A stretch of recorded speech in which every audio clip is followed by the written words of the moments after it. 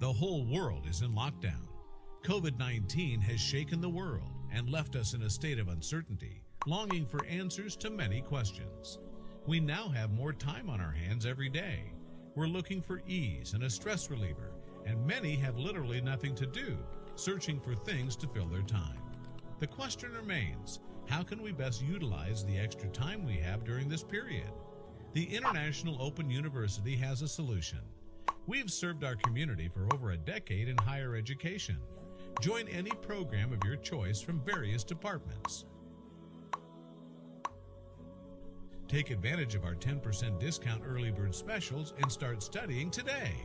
Log in to www.iou.edu.gm.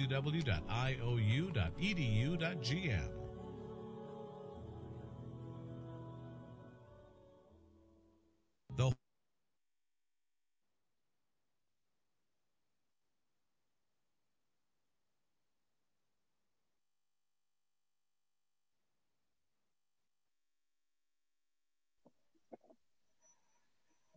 Assalamualaikum warahmatullahi wabarakatuh.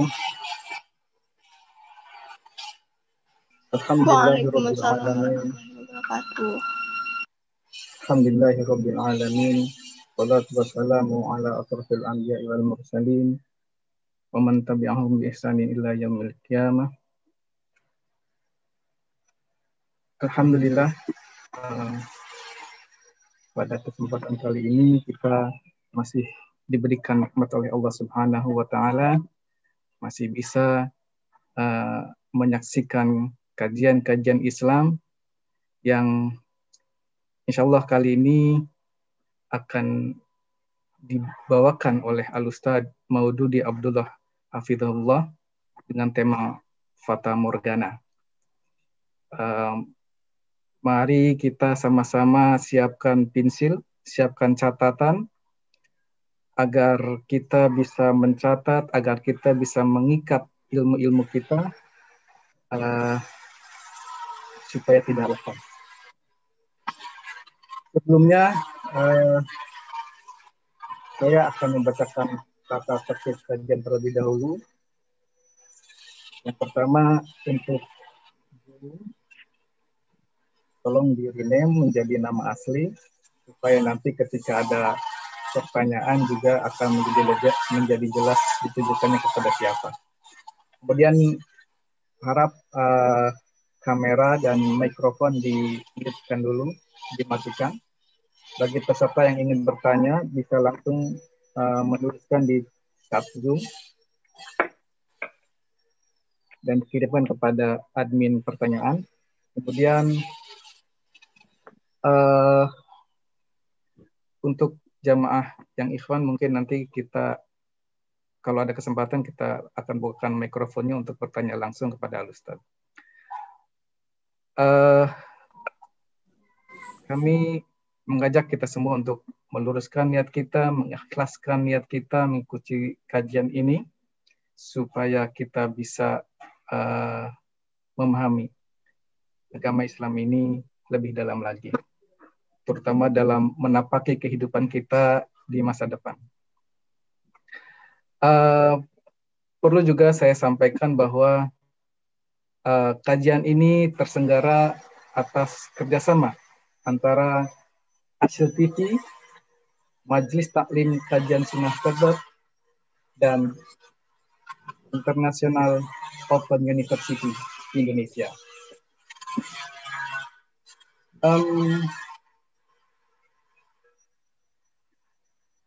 Baik, sebelum sambil menunggu mungkinnya Al-Ustadz atau Al-Ustadz sudah hadir di tengah kita.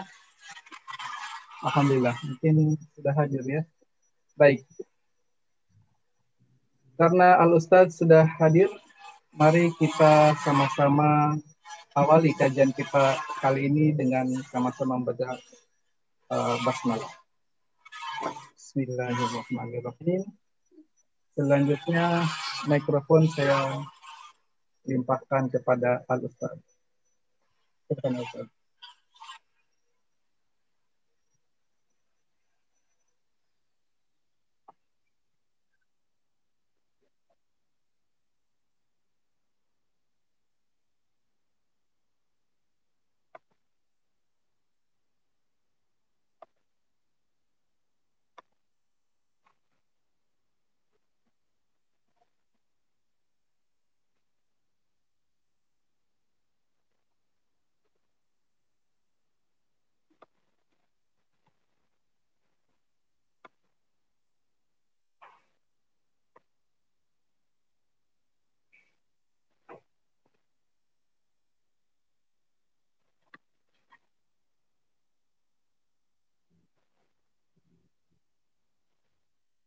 Baik, sambil rupanya Al-Ustaz belum hadir di tengah kita, karena kita berbeda jam nih antara WIB dengan Wita ya mungkin ya.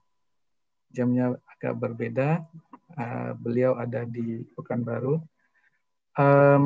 Sambil menunggu Al-Ustaz, perkenalkan saya memperkenalkan diri tentang IOU atau International Open University.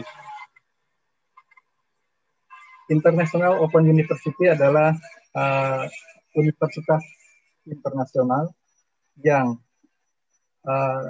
cara belajarnya itu secara online.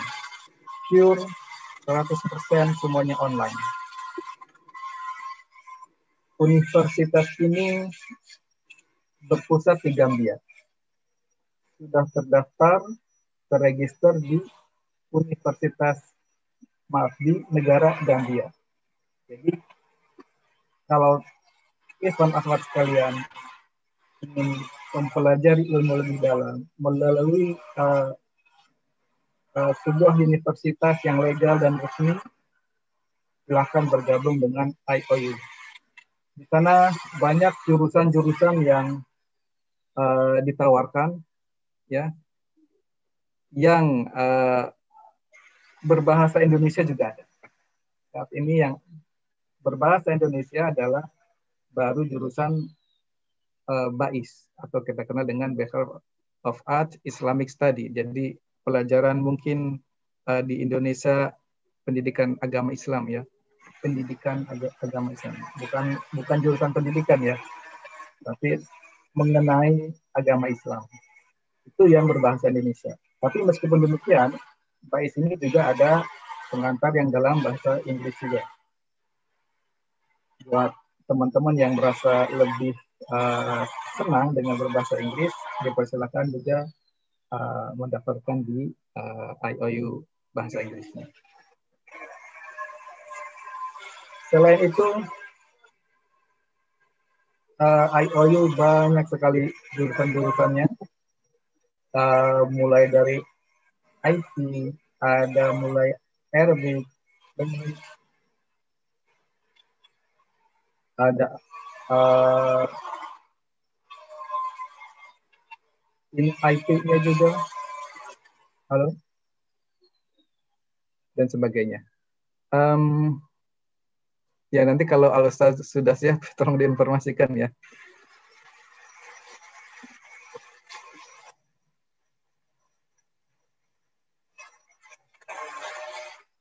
Baik, saat ini IOU sudah menyelesaikan semester ganjilnya kalau di kita ya.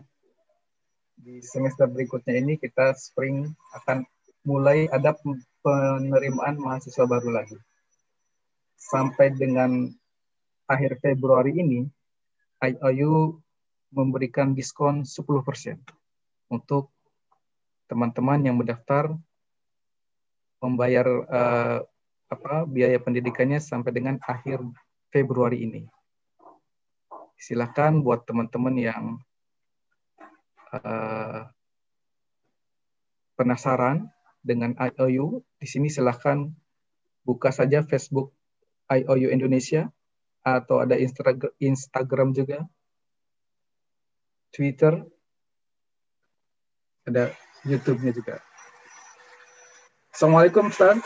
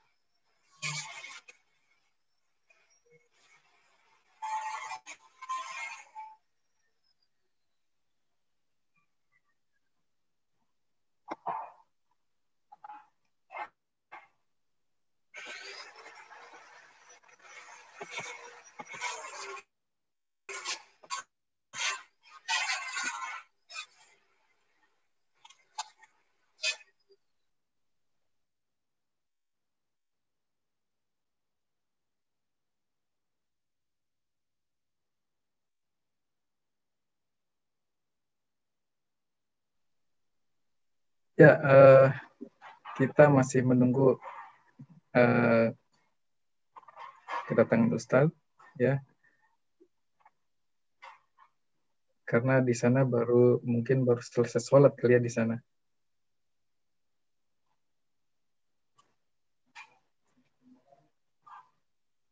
Karena waktu asarnya berbeda antara WIB dengan WITA.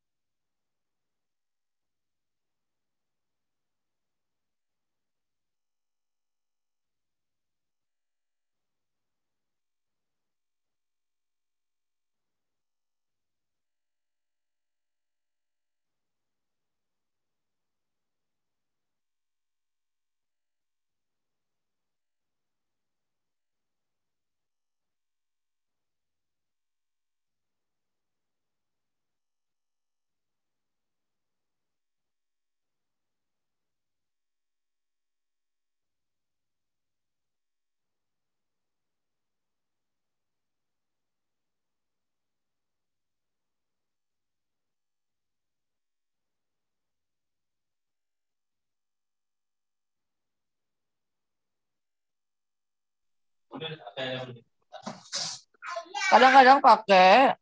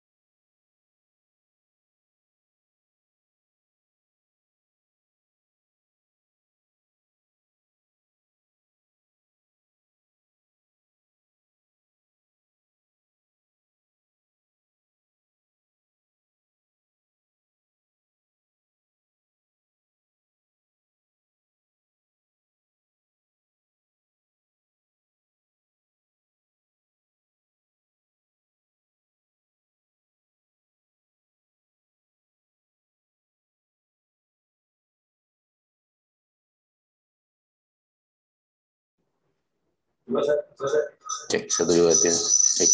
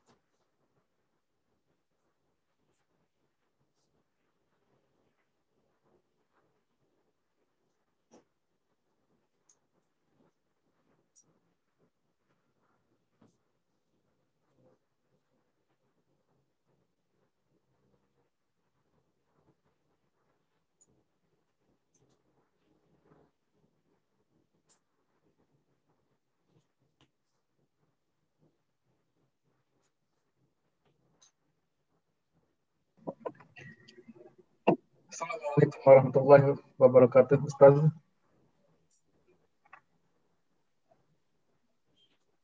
Ya, alhamdulillah tadi kami sudah ada pembukaan dan sudah sebetulnya saya pikir Ustaz sudah hadir di sini, sudah kami mulai dengan basmalah. Tapi tidak apa-apa, mungkin kita semua kembali memulai acara kajian ini dengan sama-sama membaca basmalah. Bismillahirrahmanirrahim. Selanjutnya saya persilahkan kepada Al-Ustaz untuk menyampaikan kajiannya. Tafadhol. Bismillahirrahmanirrahim. Assalamualaikum warahmatullahi wabarakatuh. Alhamdulillahirabbil alamin. Wassalatu wassalamu ala asyrafil anbiya'i wal mursalin wa ala alihi wa ashabihi ajma'in. Asyhadu an la ilaha illallah wahdahu la syarika lah wa asyhadu anna Muhammadan abduhu wa rasuluh sallallahu alaihi wa ala alihi wa ashabihi wa man tabi'ahum bi ihsanin ila yaumiddin wa sallama tasliman katsira. Ya ayyuhalladzina amanu taqullaha haqqa tuqatih wa la tamutunna illa wa antum muslimun. Ya ayyuhan nasu taqu rabbakumul ladzi khalaqakum min nafsin wahidah wa khalaqa minha zawjaha wa batha minhuma rijalan katsiran wa nisaa'a wattaqullaha alladzi tasaaluna bihi wal arham innallaha kana 'alaikum raqiba.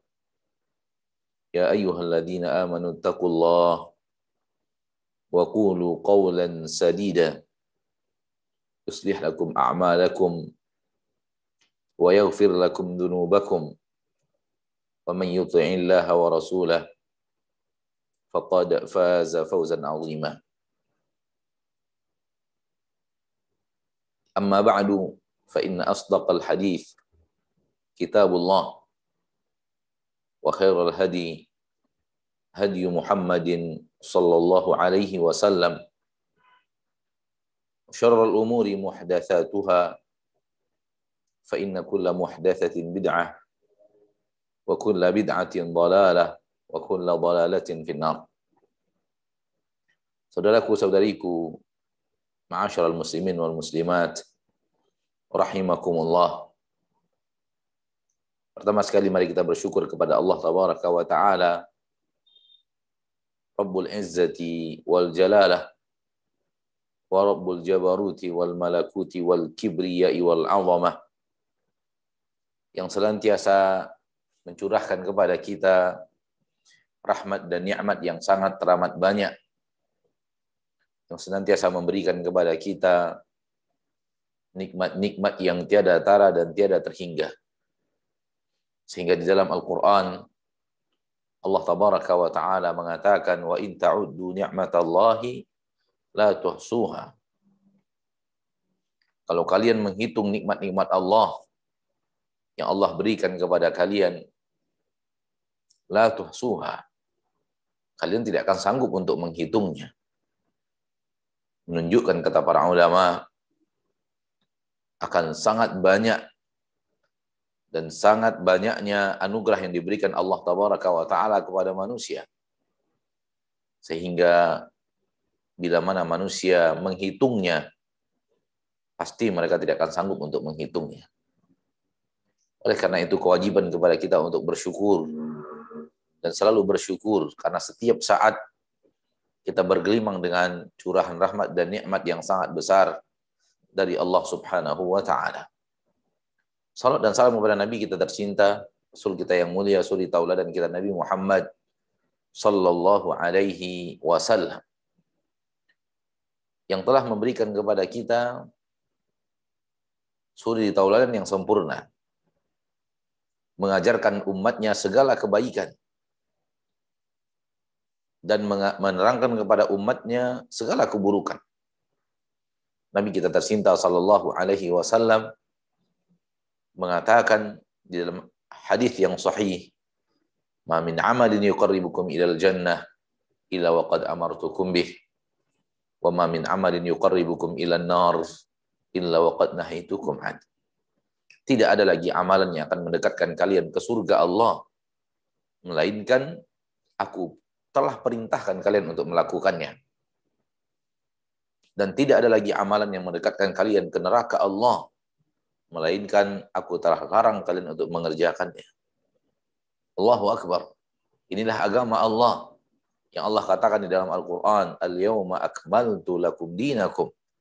Hari ini aku sempurnakan untuk kalian agama kalian. Sehingga tidak ada satu kebaikan pun yang belum disampaikan oleh Rasul. Semuanya telah disampaikan dan diperintahkan kita untuk mengerjakannya. Dan tidak ada satu keburukan pun yang belum dilarang oleh Rasul. Semuanya telah disampaikan dan dilarang kita untuk melaksanakan dan melakukannya. Inilah kesempurnaan agama Allah yang tidak menyisakan satu kebaikan pun dan tidak menyisakan satu keburukan pun. Melainkan pasti diperintahkan kalau dia adalah kebaikan dan pasti dilarang kalau dia adalah keburukan. Ma'asyiral muslimin, ma'asyiral muslimat, saudara-saudariku rahimani wa rahimakumullah. Pertemuan kita di sore hari yang berbahagia ini yaitu tentang fata morgana dunia. Kita hidup di permukaan bumi. Kita hidup di alam dunia dan kita tahu dan sangat yakin bahwa kehidupan kita di dunia ini bukanlah selama-lamanya. Dan kehidupan kita ini akan berakhir dengan kematian. Dan setelah kematian itu nanti adalah pertanggungjawaban atas seluruh yang kita lakukan selama hidup kita. Bermula pertanggungjawaban itu dari akil baligh, di mana kita menanggung beban ahkamus syariah sampai detik-detik terakhir kehidupan kita di permukaan bumi akan kita pertanggungjawabkan di hadapan Allah tabaraka wa taala Rabbul Izzati wal Jalalah.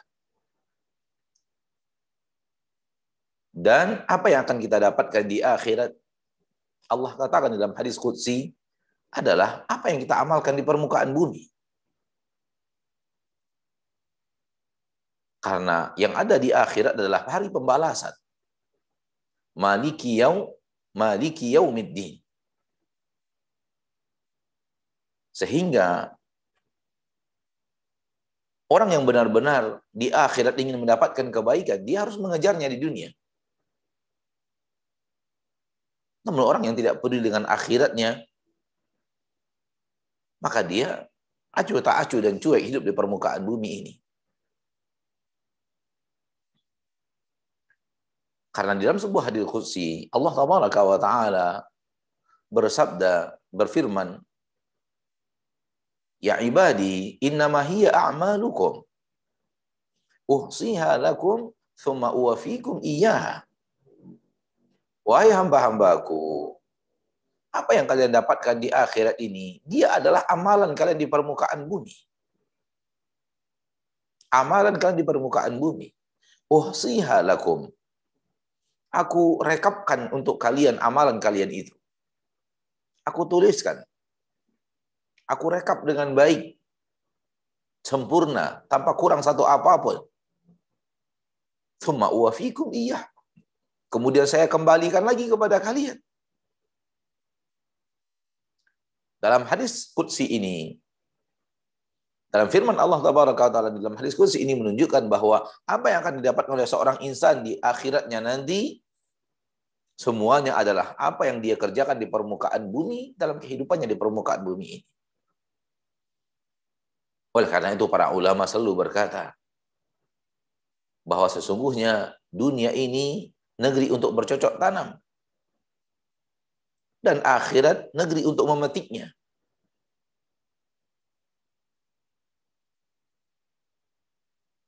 Dalam istilah lain mereka mengatakan bahwa dunia ini adalah negeri untuk mengambil bekal. Dan akhirat adalah negeri perjalanan yang bekalnya diambil di permukaan bumi. Saudaraku-saudariku kaum muslimin dan muslimat, siapapun di antara kita yang menginginkan surga Allah, mencari surga Allah di dunia ini, tidak bisa di akhirat. Akhirat bukan lagi tempat untuk beramal.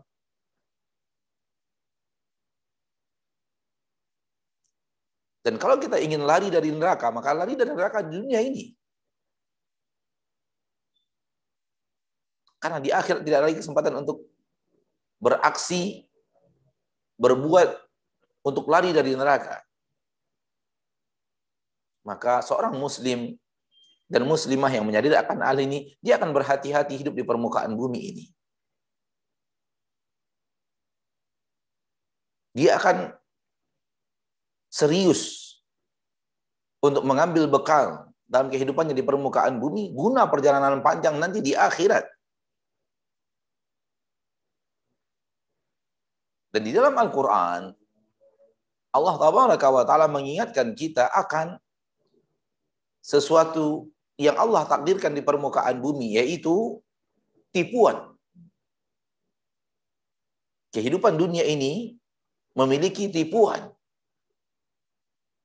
Dan ini yang kita sebut pada kesempatan yang berbahagia ini dengan Fata Morgana. Fata Morgana dunia. Sesuatu yang terlihat, namun sebenarnya tidak ada. Sesuatu yang seolah-olah ada, namun ketika didekati, hampa. Dan di dalam Al-Quran, Allah menggunakan kalimat tipuan. Sebagaimana firman Allah Tabaraka wa Ta'ala di dalam Al-Quran surat Luqman, ayat yang ke-33. Allah Tabaraka wa Ta'ala berfirman, A'udzu billahi minasyaitonir rajim. Ya ayyuhan nasu taqu rabbakum wakhshaw yawman la yajzi walidun an waladihi wala mauludun huwa jazin an walidihi syai'a inna wa'dallahi haqq fala taghurrannakumul hayatud dunya wala yaghurrannakum billahil gharur. Yang artinya, wahai sekalian manusia, ittaqu rabbakum. Bertakwalah kalian kepada Rabb kalian. Wakhshaw yawman. Dan takutlah kalian kepada suatu hari. La yajzi walidun an waladih.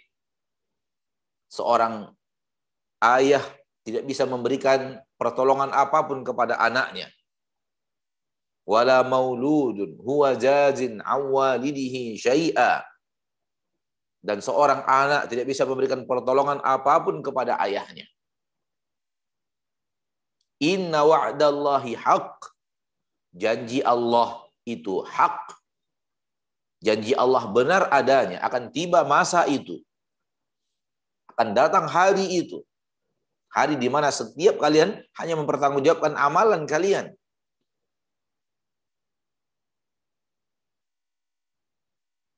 Di dunia ini ayah sangat ingin memberikan sesuatu yang terbaik untuk anaknya. Di akhirat tidak bisa. Demikian sebaliknya, sang anak ingin memberikan yang terbaik untuk orang tuanya. Di akhirat tidak bisa. Inna wa'dallahi haq, ini suatu hal yang pasti akan terjadi. Janji Allah ini benar. Kemudian apa yang Allah katakan setelahnya? Fala taghurrannakumul hayatud dunya. Jangan sampai kehidupan dunia menipu kalian. Jangan sampai kehidupan dunia menipu kalian. Wala yaghurrannakum billahil gharur. Dan jangan sampai juga kalian ditipu oleh al-gharur, oleh yang sangat mahir menipu. Dan maksudnya di sini adalah syaitan. Jangan kalian sampai ditipu oleh dunia. Dan jangan kalian sampai ditipu oleh syaitan. Ini di dalam Al-Quran, surat Luqman ayat 20, ayat 33. Hal yang mirip dengannya di dalam Al-Quran, surat Fatir ayat 5. Sangat mirip dengan itu. Allah Tabaraka wa Ta'ala berfirman, Ya ayyuhan nas, inna wa'dallahi haq. Wahai manusia, sesungguhnya janji Allah itu hak. Fala taghurrannakumul hayatud dunya. Maka jangan sampai kalian ditipu oleh kehidupan dunia. Wala yaghurrannakum billahil gharur. Dan jangan sampai kalian ditipu oleh yang sangat mahir menipu. Yaitu maksudnya adalah syaitan. Saudaraku-saudariku kaum muslimin dan muslimat, apabila kita melihat dua ayat ini, maka terlihat nyata bahwa Allah Tabaraka wa Ta'ala memperingatkan kita dengan tipu daya dunia. Dengan mengatakan bahwa dunia memiliki tipuan.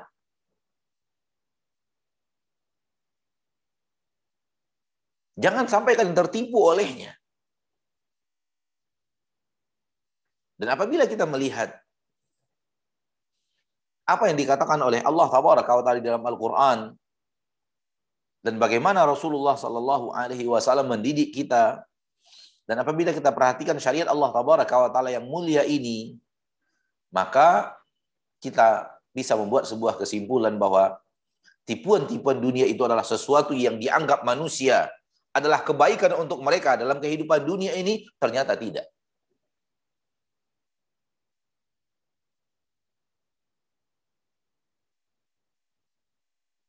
Manusia mengira bahwa ada sesuatu yang akan mereka kejar di permukaan bumi ini, dan mereka mengira di dalam itu adalah kebaikan untuk mereka. Ternyata itu hanyalah tipuan dunia. Dan ketika mereka mengejarnya, apakah sampai mereka kepada apa yang mereka inginkan? Sampaikah mereka kepada apa yang mereka cita-citakan, yang mereka idam-idamkan? Ternyata tidak. Maka di dalam sebuah hadis Nabi kita tercinta SAW bersabda, "Fattaqud dunya." Takutlah kalian kepada dunia. Kenapa? Karena dunia memiliki tipuan-tipuan yang seperti ini. Allah mentakdirkannya seperti itu. Dan ini yang dalam istilah kita, dalam kajian kita pada kesempatan yang berbahagia ini kita sebut dengan fata morgana dunia. Sesuatu yang dianggap oleh manusia di permukaan bumi ini hal yang baik untuk mereka, sesuatu yang mereka anggap adalah kebaikan untuk mereka, ternyata ketika mereka mendatanginya, ketika mereka menjalaninya, kebaikan yang mereka harapkan itu tidak ada. Nihil.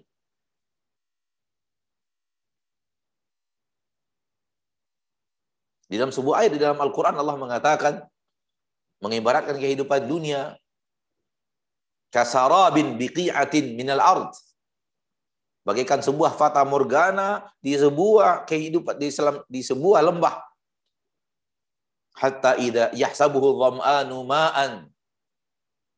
Yang dikira oleh orang-orang yang haus itu adalah air. Hatta idza ja'ahu lam yajidhu syai'a. Tatkala dia mendatangi itu, tidak menemukan apapun di sana. Saudaraku-saudariku kaum muslimin dan muslimat. Ya. Jadi hal yang penting, hal yang pertama kali ingin kita sampaikan bahwa berhati-hati tentang dunia.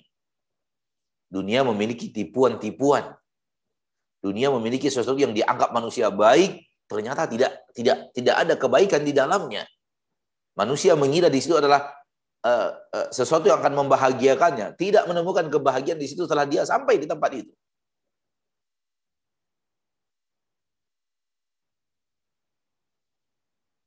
Dan manakala kita memperhatikan kehidupan kita di permukaan bumi ini, kita menyaksikan hal yang nyata.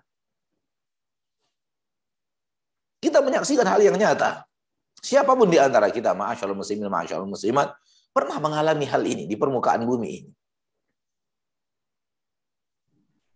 Ketika kita bayangkan alangkah indahnya kalau kita di sana. Lalu kita pergi ke sana. Keindahan yang kita bayang-bayangkan itu hilang dan sirna. Kalau saya telah memiliki ini, niscaya saya akan merasa bagaimana? Merasa sesuatu yang nikmat yang luar biasa. Setelah sampai kita kepada apa yang kita katakan tadi, tak dapat apa-apa. Kebahagiaan, ketenangan, kedamaian yang diidam-idamkan itu hilang dan sirna. Ma'asyiral muslimin, ma'asyiral muslimat, dan inilah yang tadi dikatakan oleh Allah Tabaraka wa Ta'ala Rabbul Izzati wal Jalalah, tipuan-tipuan dunia. Maka berhati-hati dengan tipuan-tipuan dunia. Tipuan dunia terbesar adalah harta. Tipuan dunia terbesar adalah harta. Fata morgana dunia terbesar adalah harta. Manusia mengira harta itu sumber kebahagiaan.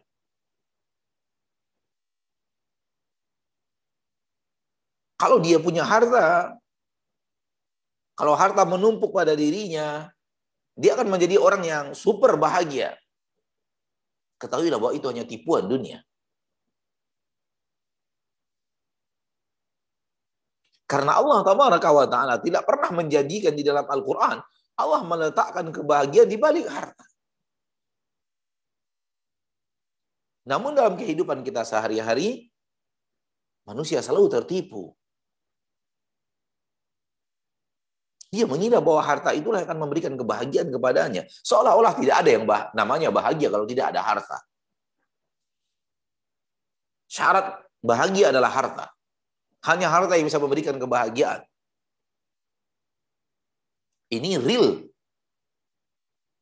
Syai'un mahsus. Sesuatu yang bisa dilihat dengan nyata dalam kehidupan kita di permukaan bumi. Manusia mengira, mayoritas manusia mengira hartalah yang akan memberikan kebahagiaan kepada mereka. Ini adalah fata morgana dunia.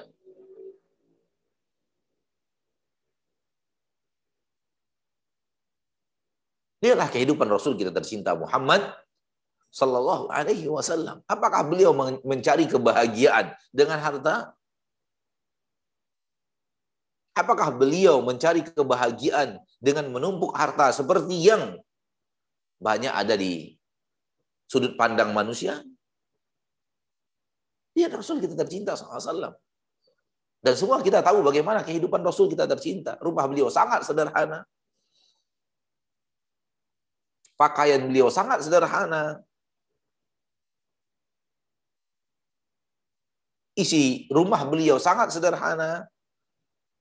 Bahkan makanan beliau sangat sederhana. Sangat bersahaja. Kalau memang kebahagiaan itu di balik harta, maka Rasulullah akan mengajarkan bagaimana mengejar kebahagiaan itu kepada kita. Suatu hari Nabi SAW bersabda,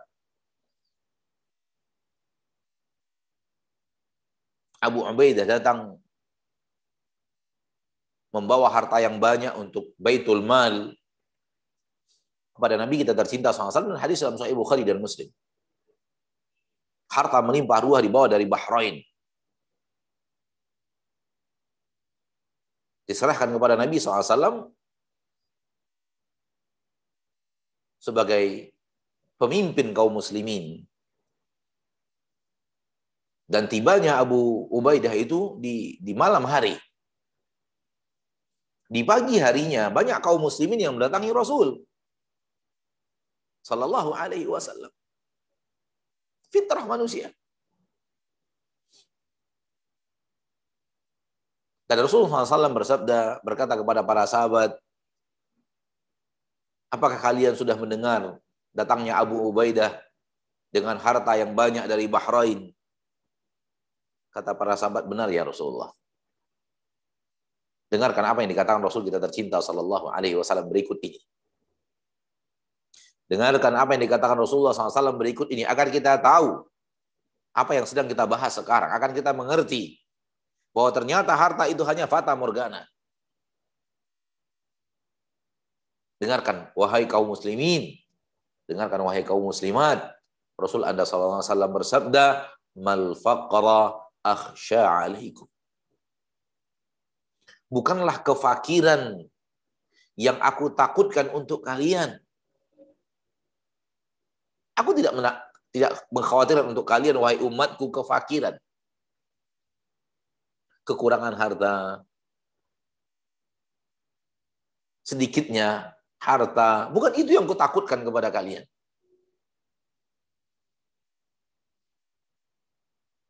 Akan tetapi, kata Nabi SAW, mal faqra akhsha alaikum, innama akhsha an tubsata lakumud dunya. Namun yang aku takutkan untuk kalian, dilapangkan untuk kalian kehidupan dunia. Dimudahkan kepada kalian harta dunia. Kama busitat 'alal ladzina min qablikum. Sebagaimana harta itu pernah dilapangkan kepada orang-orang sebelum kalian. Fatanafasuha kama tanafasuha. Lalu kalian berlomba-lomba mengumpul harta itu.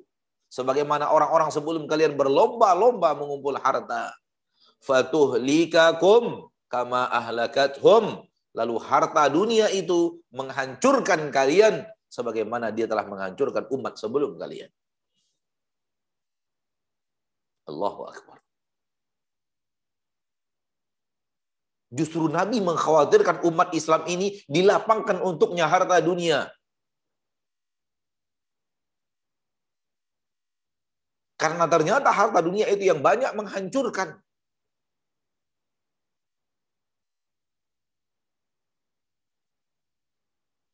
Kalau kita tidak berpegang teguh dengan apa yang dikatakan Rasul Sallallahu Alaihi Wasallam, pasti semua kita berpendapat seperti pendapatnya orang-orang yang ada di permukaan bumi yang mayoritas bukanlah orang-orang yang beriman, bahkan mayoritas bukanlah orang Islam. Harta itulah yang memberikan jaminan kebahagiaan. Kalau tidak, harta tidak akan bahagia. Kalau punya harta segudang, bisa membeli apapun yang kita mau beli, bisa berangkat ke negeri apapun yang kita mau berangkat ke negeri tersebut, bisa memiliki apapun yang dimiliki, pasti kita akan mengikut seperti itu. Sudah ada Al-Quran, sudah ada Al-Quran, sudah ada hadis yang membimbing kita umat Islam, tetap saja mayoritas umat Islam merasa harta itulah jaminan kebahagiaan.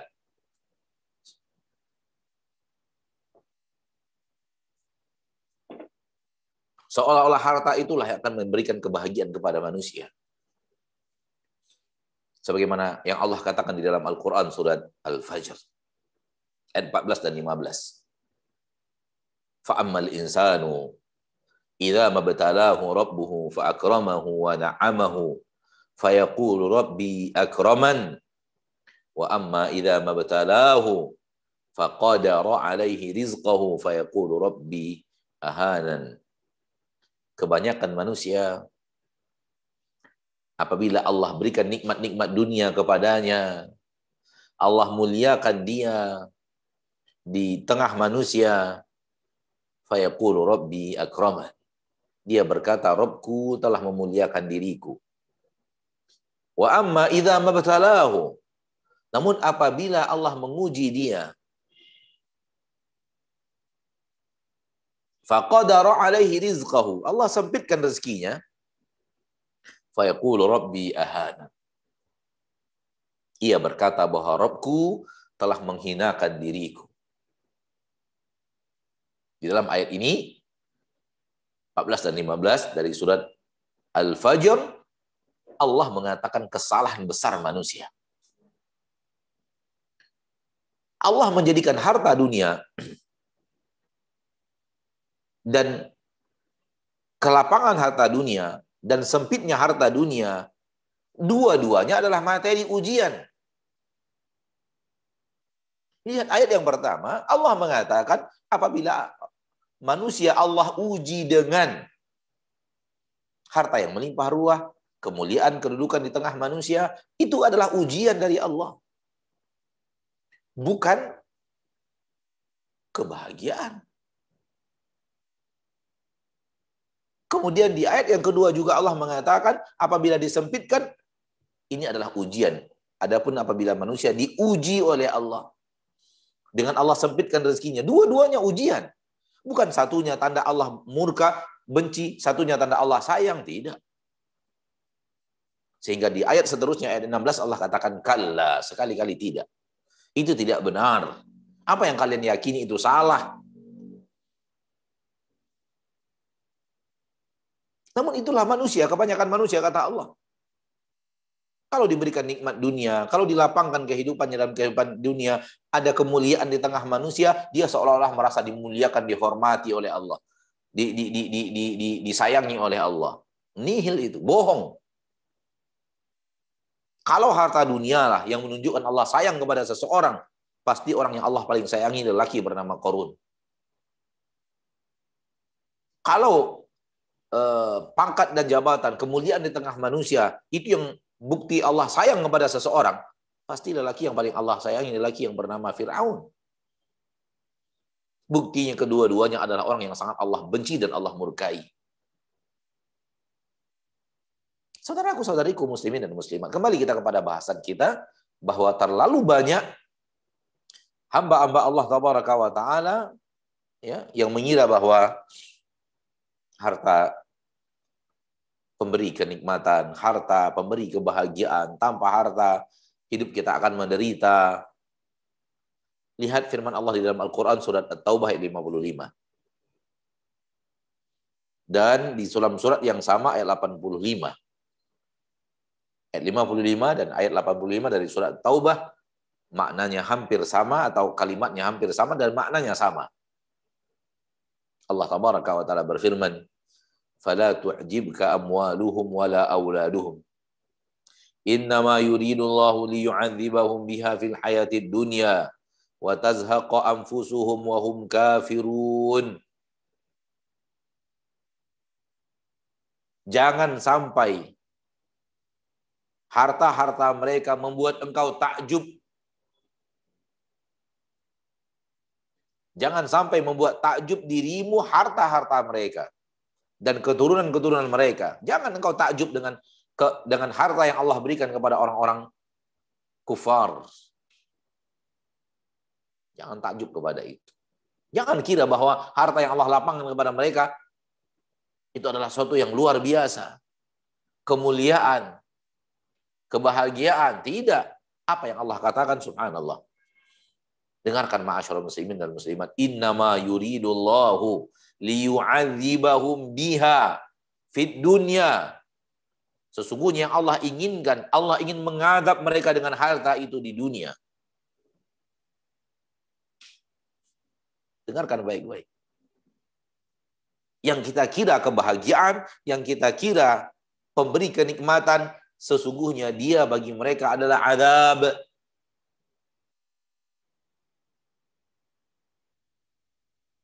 Azab. Dan Allah mengatakan kebenaran. Sementara kita melihat fata morgana yang salah. Lihatlah betapa banyaknya umat Islam sekarang bicara tentang kenikmatan dunia atau harta dunia milik orang-orang kufar. Lelaki terkaya dunia, punya ini, punya itu. Punya rumah dengan harga sekian ratus miliar. Punya kendaraan dengan harga sekian. Punya unit ini, unit itu, dan semacamnya.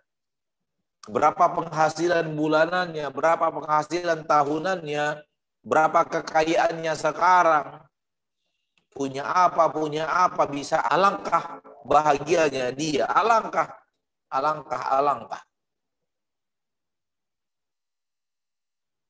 Dan kita salah. Karena yang Allah katakan, Allah ingin mengadab mereka. Itu yang terjadi, yang Allah katakan, dan apa yang Allah katakan mustahil salah.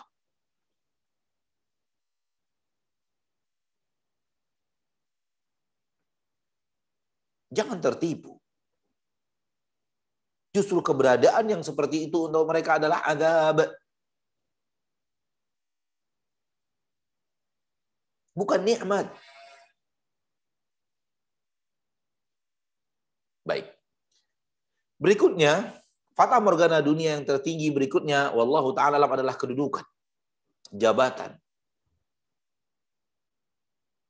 Dan juga ada di dalam surat Al-Fajr tadi. Ada di dalam surah Al-Fajr. Fa'akramahu wa na'amahu.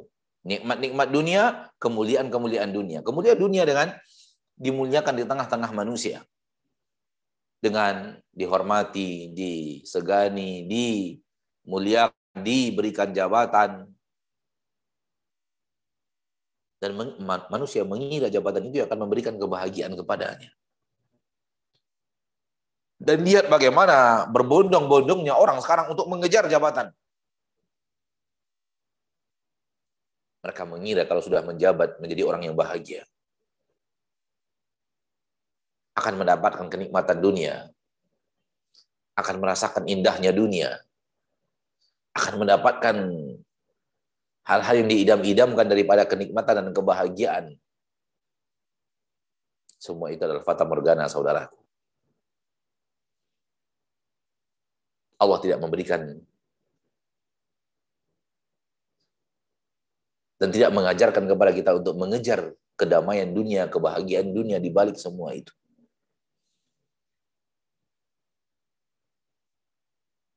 Namun manusia mengejarnya, mengira disitulah kebaikan. Mengira disitulah kenikmatan. Mengira disitulah dia akan menemukan sesuatu yang sangat memberikan kenikmatan kepadanya dalam kehidupannya di permukaan bumi ini. Lihat. Perhatikan kehidupan manusia.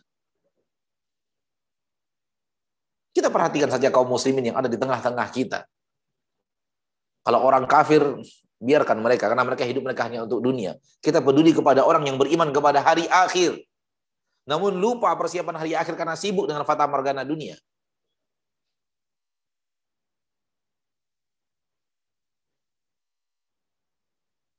Setelah mereka menjabat, apakah mereka mendapatkan ketenangan? Apakah mereka menemukan kebahagiaan? Apakah hidup mereka tenang ketika mereka menjabat? Demi Allah tidak jaminan. Demi Allah tidak jaminan. Bahkan tidak sedikit orang-orang yang mengatakan alangkah beratnya hidup. Ini yang tadi kita katakan, tipu muslihat dunia. Bahwa manusia mengira akan mendapatkan sesuatu, namun setelah didatangi, nihil, tidak mendapatkan apa-apa. Justru yang ada adalah lelah, capek, letih.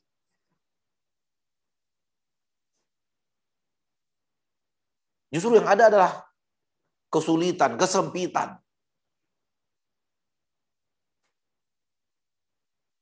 Dan kita dalam kehidupan kita yang sangat tidak panjang, dalam pergaulan kita bersama kaum muslimin, kita telah menemukan itu. Orang-orang yang dikira punya harta banyak, dia bahagia, kita bercerita dengannya, dia menceritakan keluh kesahnya. Kita bertemu dengan orang-orang yang menjabat, memiliki kedudukan yang cukup terpandang di tengah manusia. Namun, ketika kita duduk bersama mereka berdua dan bercerita dari hati ke hati, yang ada adalah keluhan, dan keluhan.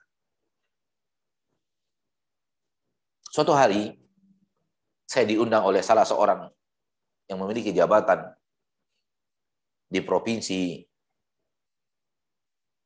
Riau, tempat saya menetap. Dan ketika bertemu dengan beliau mengatakan, Ustadz, di dunia pendidikan, saya rasa siapapun yang bergelut di dunia pendidikan tidak ada yang tidak kenal nama saya di provinsi Riau ini. Karena saya sudah begini mendapatkan penghargaan ini, telah mendobrak, telah mengangkat mutu pendidikan di Provinsi Riau, mendapatkan penghargaan presiden, berkali-kali diundang ke Istana Negara, bla bla bla bla bla. Tapi sekarang ini untuk kali yang pertama saya mengakui, dan kepada Ustadz pertama kali saya mengakui bahwa apa yang saya rasakan sekarang ini saya katakan kepada Ustadz, dan ini untuk pertama kali saya mengakuinya. Kata beliau, sudah 25 tahun Ustadz, rasanya sudah 25 tahun, saya tidak pernah tahu apa itu yang namanya bahagia.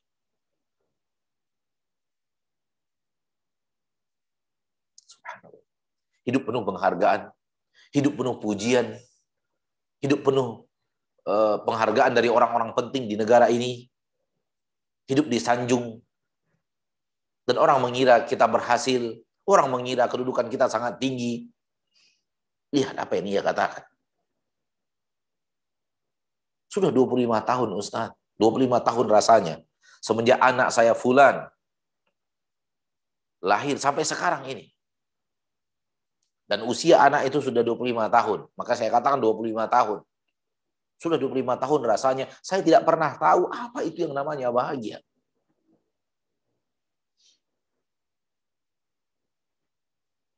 Setelah diskusi panjang saya mengatakan kepada beliau, apakah Bapak izinkan saya datang ke rumah, melihat keadaan rumah, bertemu dengan anak-anak, bertemu dengan keluarga. Dan beliau izinkan, subhanallah rumahnya gedong. Halamannya luas, beberapa mobil parkir di depannya. Artinya tidak hanya sekedar jabatan, harta pun memiliki. Tapi lihat penderitaan yang dia rasakan. 25 tahun, tak pernah mengecap yang namanya bahagia itu apa. Yang ada adalah sengsara, yang ada adalah seperti yang Allah katakan. Seperti yang Allah katakan. Maka saudaraku, saudariku kaum muslimin dan muslimat rahimani wa rahimakumullah, hati-hati dengan fata morgana dunia. Tipuan-tipuan dunia. Termasuk salah satu di antara kedudukan di tengah manusia adalah ketenaran. Dia juga merupakan kedudukan, walaupun kedudukannya bukan berbentuk pangkat dan jabatan. Ketenaran.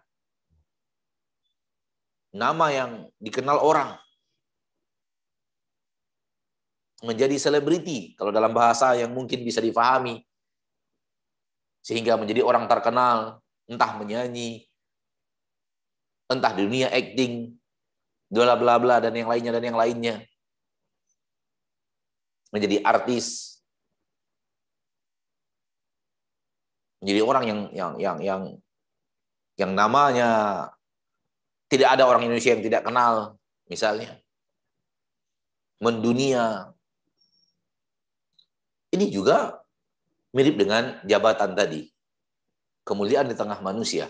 Banyak orang mengira di dalamnya dia akan mendapatkan kebahagiaan, dia akan mendapatkan kebaikan, dia akan mendapatkan kedamaian, dia akan mendapatkan apa yang dia idam-idamkan dari kenikmatan dunia. Ketika dia masuk ke dalamnya, benar-benar menjadi orang-orang yang seperti itu, nihil. Dan kita berani mengatakan itu. Dan antum yang hidup, apalagi di ibu kota, mungkin sedikit banyaknya di antara antum kenal dengan mereka. Memiliki, pernah berhubungan dengan mereka, pernah bercerita dengan mereka, pernah berdiskusi dengan mereka, dan antum pasti tahu apa yang mereka keluhkan. Ma'asyiral muslimin, ma'asyiral muslimat. Ya, dunia ini tipuan. Di dalamnya banyak tipuan, maka berhati-hati. Oleh karena itu, Allah Taala memperingatkan kita akan tipuan dunia. Dan ini yang kita sebut dengan fata morgana dunia. Dan kalau kita ingin menyaksikan lebih banyak dan menyaksikan lebih seksama, kita akan temukan hal yang sangat banyak sekali tipuan-tipuan itu. Ya, kita mengira orang seperti ini pasti nikmat, pasti nyaman. Ternyata ketika ditanyakan kepadanya, dia tidak merasakan kenikmatan seperti yang kita katakan itu. Kita ambil satu contoh terakhir, dan mudah-mudahan dengan kita tutup dan kita buka diskusi dan tanya jawab. Di negeri kami, di Pekanbaru, ada sebuah perusahaan minyak yang berada di tengah hutan. Dan jalan menuju perusahaan tersebut benar-benar jalan yang sangat jauh dan banyak jalan yang harus ditempuh, jalan yang tidak aspal, jalan berpasir. Dan ketika seorang karyawan datang, masuk, jadwal bekerja, dia akan ada di tengah hutan itu, di perusahaan tersebut selama 14 hari. Kemudian kalau dia pulang, di rumah selama 7 hari, sebagian 14 hari pula, dan kemudian balik lagi dan masuk hutan lagi selama 14 hari. Ala kulli hal, yang ingin saya lihat, yang ingin saya tunjukkan adalah, suatu hari saya berada di bandara Pekanbaru, airport Pekanbaru. Dan datanglah pesawat Garuda paling pagi dari Jakarta. Kalau dulu ketika itu jam 5 subuh sudah ada pesawat Garuda dari Jakarta. Di pesawat Garuda itu, beberapa orang karyawan dari perusahaan ini datang. Mereka tinggal di Jakarta, subhanallah. 14 hari libur mereka di Jakarta dan 14 hari mereka bekerja di Riau. Mereka datang dengan pesawat Garuda. Mereka berpakaian sangat necis. Nampak dari pakaiannya, sesuatu yang mereka pakai, nampak bahwa orang-orang yang memiliki strata kehidupan dunia yang lumayan. Disambut dengan mobil mewah. Land Cruiser ketika itu. Ketika saya menyaksikan mereka datang di bandara. Jadi mereka datang pakai pesawat, pakaian mereka pakaian mahal, jam tangan mereka mahal, sepatu mereka sepatu mahal, pakaian necis, nampak orang berduit. Dan ditunggu oleh mobil mewah.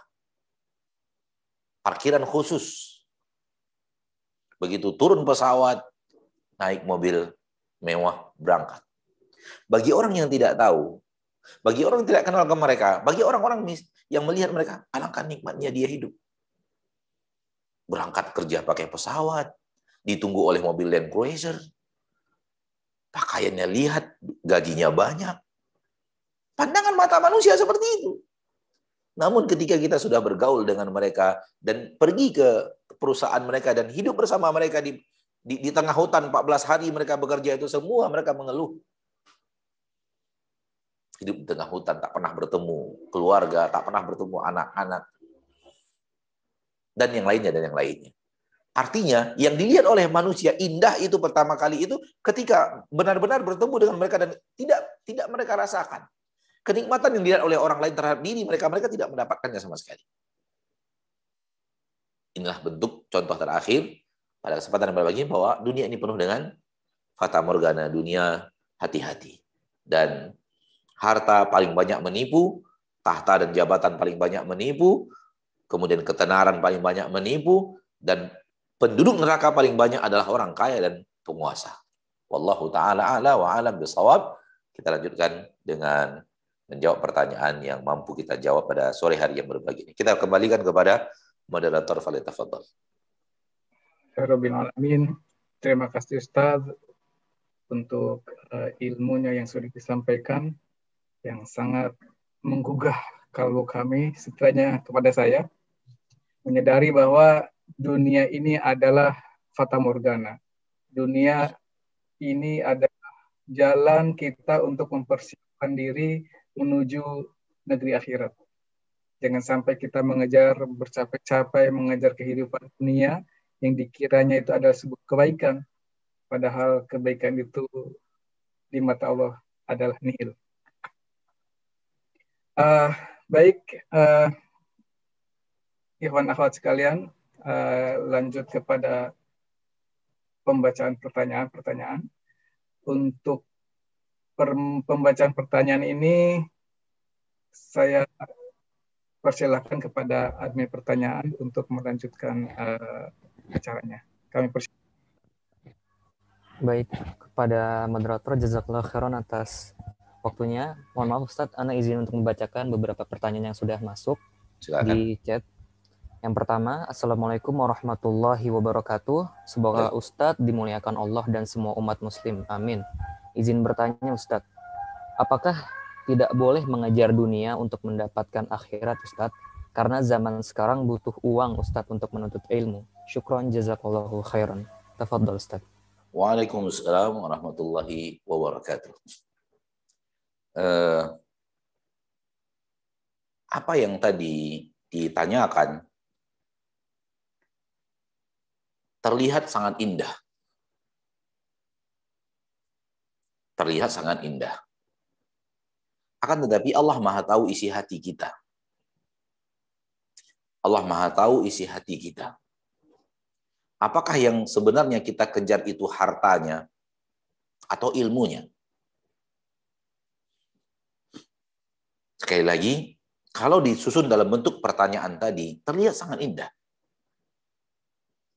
Akan tetapi Allah Maha tahu isi hati kita. Isi hati kita beratnya kepada hartanya atau beratnya kepada menimba ilmunya. Dan kemungkinan, wallahu alam ya, wallahu alam. Kalau penilaian saya secara pribadi dari kebiasaan hidup bersama kaum muslimin yang kita alami, condong dalam pertanyaan tadi, condong hartanya lebih tinggi dibanding menuntut ilmunya. Kenapa? Karena kalau memang tamak dalam menuntut ilmu, syarat jadi orang kaya dulu untuk menuntut ilmu nggak ada. Nggak ada.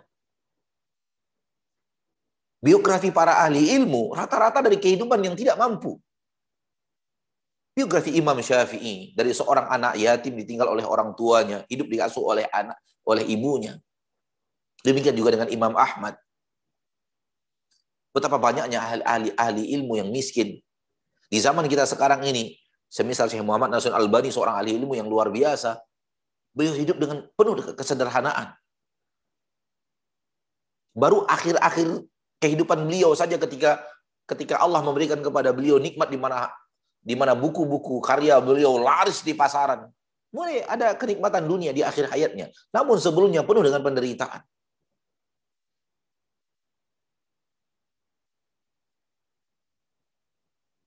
Beliau pernah menulis buku itu di kresek.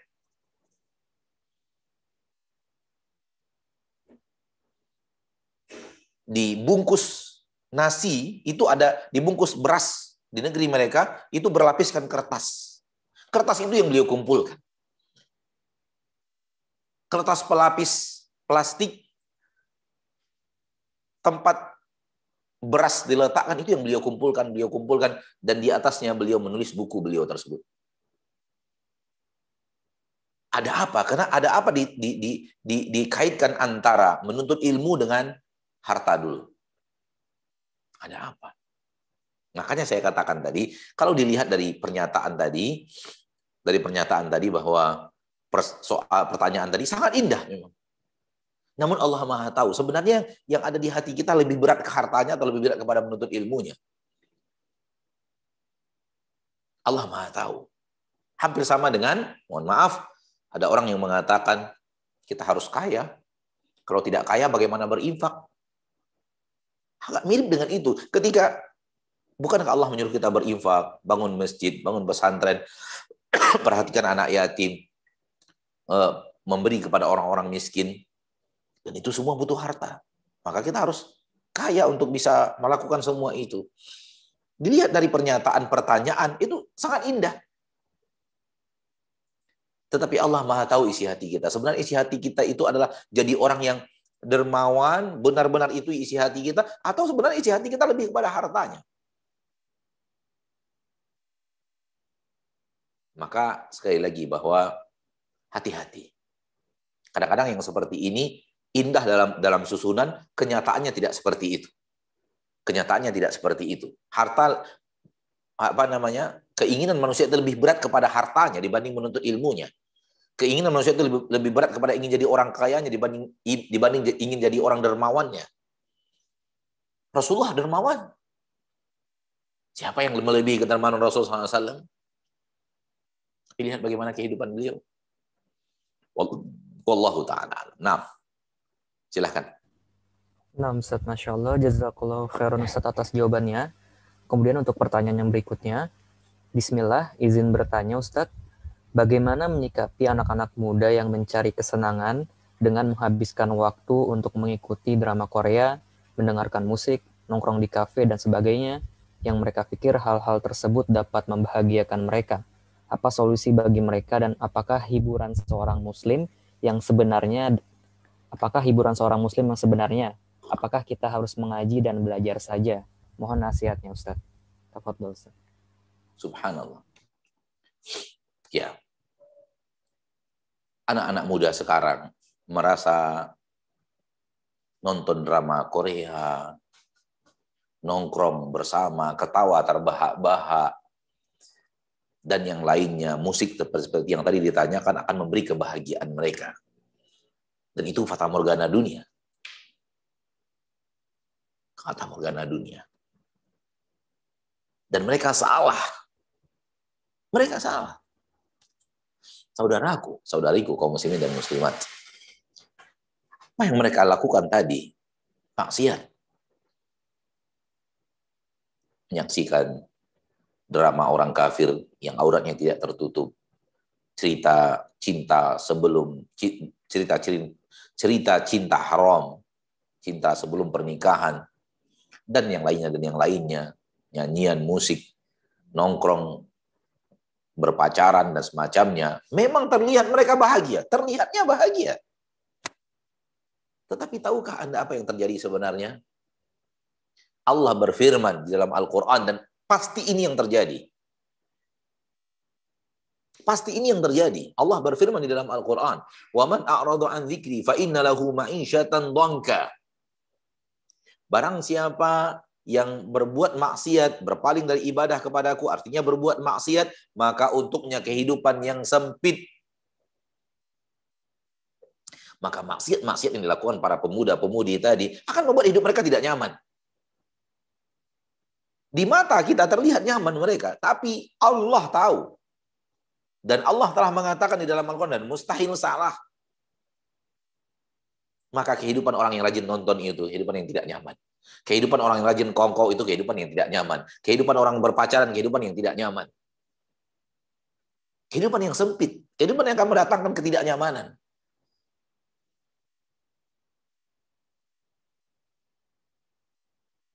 Dan apa yang Allah katakan mustahil salah. Mustahil salah. Maksiat pada akhirnya akan memberikan sempit di dada. Dan bagaimana nikmat hidup ketika dada kita dipenuhi dengan kesempitan yang Allah katakan tadi.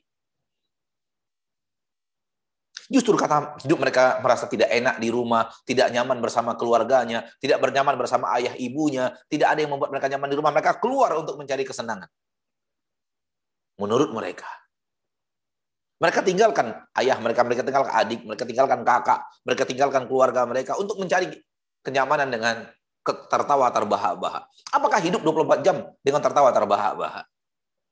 Paling itu hanya 1 jam, 2 jam, 3 jam, dan kembali lagi ke dalam kehidupan yang sempit yang mereka pergi ke tertawa terbahak-bahak karena kehidupan yang sempit yang mereka rasakan ini.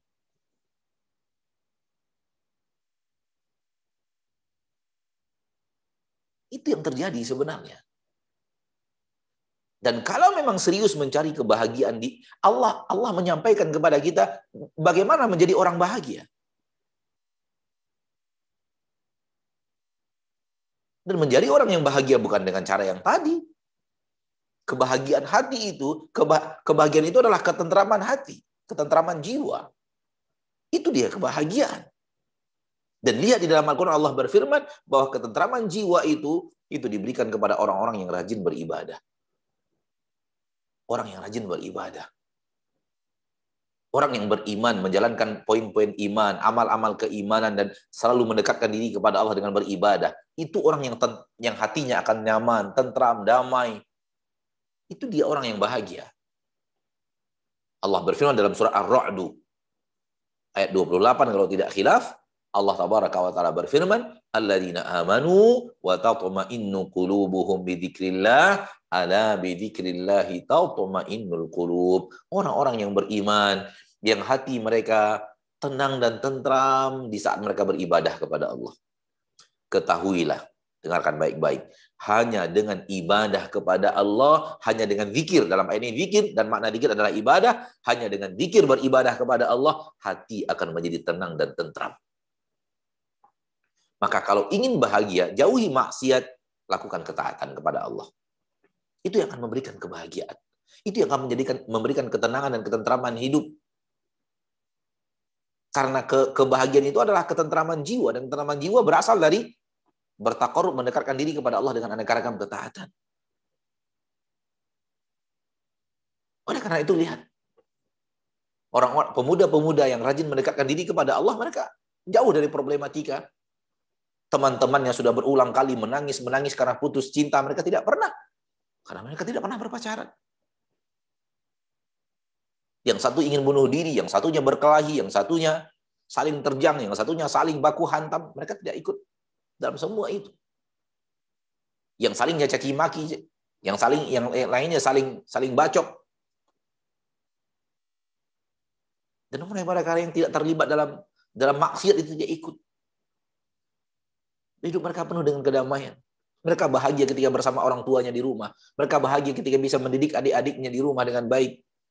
Mereka bahagia dengan berbakti kepada orang tuanya. Dan mereka tidak membutuhkan maksiat untuk memberikan kedamaian hati mereka, ketentraman di dalam hati mereka. Ini juga fata morgana dunia bagi para pemuda ya. Ketika pelaku maksiat, lihatlah para selebriti kalau di layar kaca orang yang sangat bahagia. Tapi bicaralah kepada mereka, tanya kehidupan mereka. Yang ada adalah keluhan, dan keluhan. Wallahu a'lam. Nah, silakan. Nah, Ustaz, Masya Allah, jazakallah khairan Ustaz atas jawabannya. Di sini masih cukup banyak pertanyaan, Ustaz. Kira-kira berapa pertanyaan lagi, Ustaz, yang ingin dibacakan? Mungkin 2 pertanyaan, silakan. Baik, Ustaz. Assalamualaikum, Ustaz. Bagaimana konsep zuhud yang benar? Dan sejauh mana kita mengejar dunia? Karena sahabat Nabi juga ada yang menuntut ilmu, namun ada juga berdagang sampai kaya seperti Abdurrahman bin Auf radhiyallahu taala anhu. Terima kasih, jazakallahu khairan. Fadhal, Ustaz. Terlihat ya? Dari pertanyaan yang tadi dengan pertanyaan yang sekarang terlihat mengarah-ngarah ke hartanya lebih banyak. Ya, saya tidak mengatakan bahwa harta itu haram dimiliki oleh seorang muslim. Saya tidak mengatakan bahwa kalau ingin bahagia hidup jangan punya harta. Saya tidak mengatakan itu. Dan tadi tidak mengatakan itu. Saya hanya mengatakan hati-hati dengan harta. Karena banyak manusia mengira pada harta itulah dia akan menemukan kebahagiaan, kedamaian, ketentraman. Sehingga hidupnya benar-benar mengejar harta. Setelah punya harta, ternyata tidak dapat juga kebahagiaan itu. Hati-hati tentang fata morgana harta. Saya hanya mengingatkan itu. Saya tidak mengatakan bahwa menjadi orang muslim kaya itu terlarang, tidak. Ya, saya tidak mengatakan itu. Ya.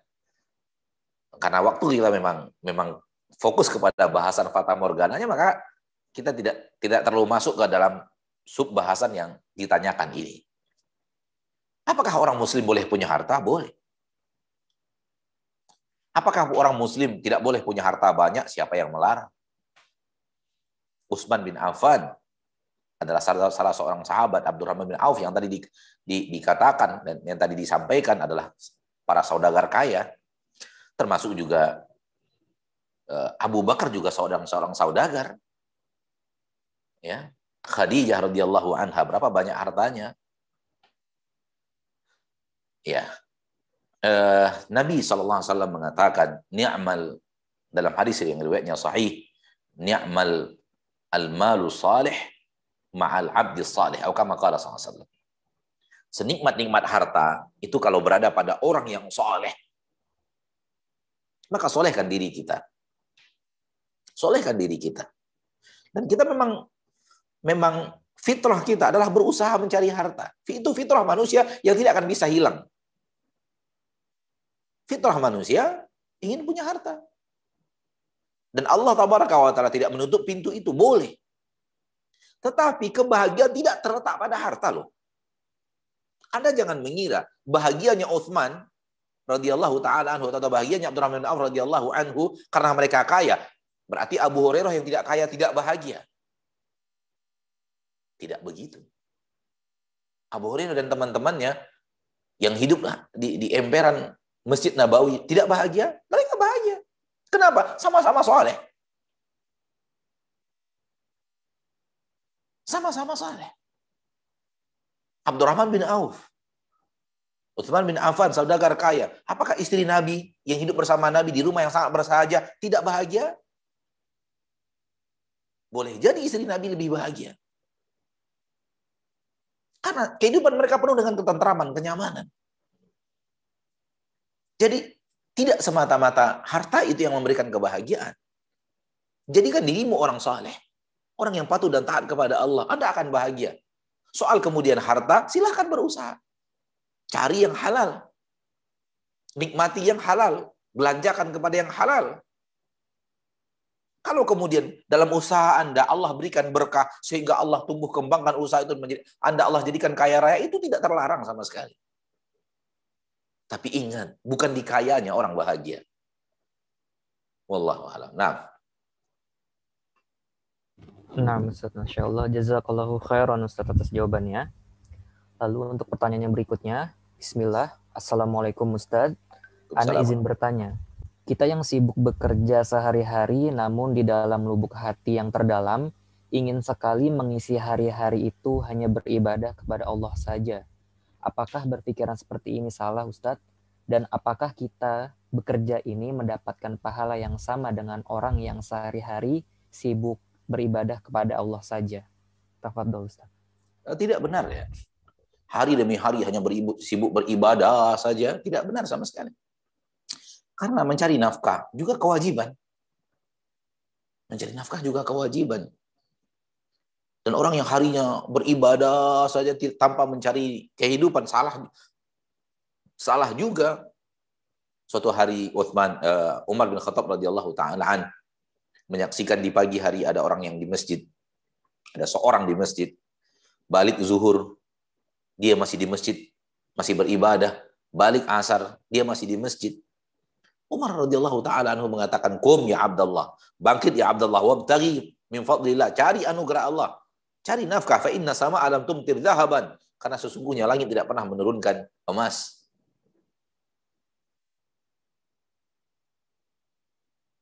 Artinya mencari nafkah adalah kewajiban.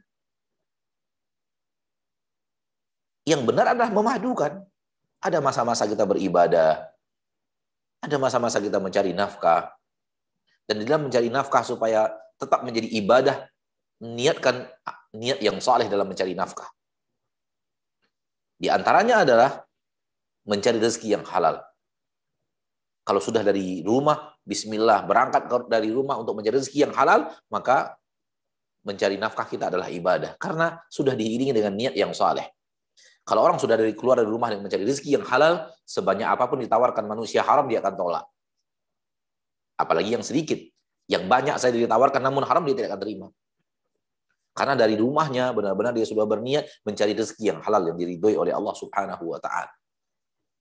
Apalagi ditambah dengan apabila dapat rezeki ditambah dengan niat baik, memperbanyak ibadah dan sedekah, membantu keluarga, membantu orang-orang miskin, memiliki anak yatim yang disantuni. Maka ini niat saleh diiringi dengan aksi mencari nafkah. Maka tambahan niat saleh ini akan membuat mencari nafkahnya itu menjadi ibadah juga. Namun tidak benar hidup itu mencari nafkah saja tanpa ibadah, atau sebaliknya ibadah saja tanpa mencari nafkah. Dunia ini kedua-duanya. Namun sebagian manusia ada yang berhasil sembari beribadah dia mencari nafkah. Dalam mencari nafkahnya dia tetap membaca Al-Quran. Banyak orang yang duduk di toko, subhanallah, setiap bulan khatam Al-Quran. Karena duduknya di toko ketika tidak ada konsumen, dia membaca Al-Quran setengah bulan khatam Al-Quran. Dalam satu bulan 2 kali khatam Al-Quran sambil menjaga warung. Subhanallah. Artinya sambil mencari nafkah dia juga sibukkan diri dengan beribadah kepada Allah Tabaraka wa Ta'ala. Tidak bisakah kita berzikir sambil nyetir? Wallahu ta'ala. Nah, Ustaz, Masya Allah. Jazakallahu khairan Ustaz atas jawabannya. Dan itu adalah pertanyaan terakhir pada kesempatan sore hari ini. Saya mengembalikan kepada host untuk menutup kajian sore hari ini. Kepada Al-Akh Rahmat, saya kembalikan kembali. Alhamdulillahirrabbilalamin. Mudah-mudahan Allah Subhanahu wa Ta'ala membukakan hati kita untuk menerima ilmu-ilmu yang telah kita terima saat ini. Sebelum saya tutup, kepada ikhwan dan akhwat yang ingin menuntut ilmu melalui IOU atau International Open University, dipersilakan untuk bergabung di grup chat kami, baik itu di WhatsApp ataupun di Telegram. Izin saya untuk men-share linknya. Dipersilakan. Dan mari kita tutup taklim kita hari ini dengan membaca doa kafaratul majelis. Subhanakallahumma wa bihamdika asyhadu an la ilaha illa anta Astaghfiruka wa atubu ilaik. Jazakallah Ustaz. Assalamualaikum warahmatullahi wabarakatuh. Waalaikumsalam.